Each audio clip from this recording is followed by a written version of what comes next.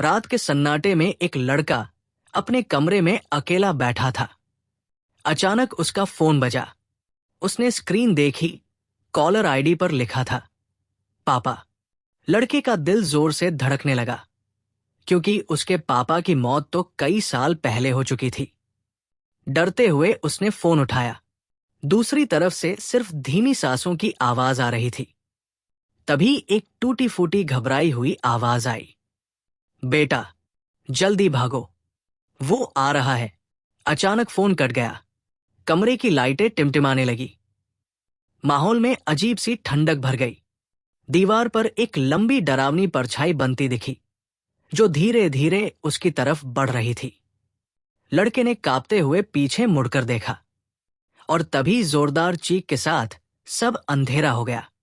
आखिरी में सिर्फ एक लाइन उभरती है, कुछ चेतावनियां। बहुत देर से आती है। रात के सन्नाटे में लड़का चीखते हुए पीछे मुड़ा था, लेकिन वहां कुछ भी नहीं था। बस हवा में एक अजीब सी गंध फैली हुई थी, जैसे जली हुई चीजों की। डरा हुआ लड़का भागकर दरवाजे तक पहुंचा, लेकिन दरवाजा अंदर से बंद हो गया था। हैंडल घुमाया, पर दरवाजा हिला तक नहीं।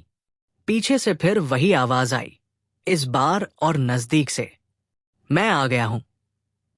लड़के ने डर के मारे फौरन खिड़की से बाहर कूदने की कोशिश की, लेकिन खिड़की के बाहर अंधेरा ऐसा था जैसे कोई अंतहीन खाई हो। तभी कमरे के कोने से एक परछाई निकली, लंबी, झुकी हुई, और चेहरा बिल्कुल धुंधला, बस दो चमकती हुई लाल आंखें।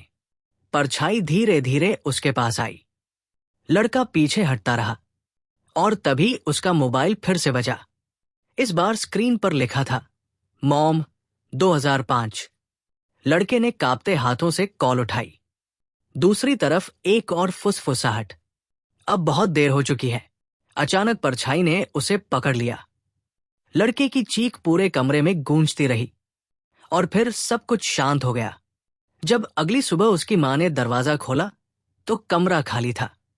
बस फर्श पर जले हुए निशान और एक टूटा हुआ फोन पड़ा था। आखिरी में स्क्रीन पर लिखा आता है, कुछ दरवाजे एक बार खुल जाएं, तो फिर कभी बंद नहीं होते।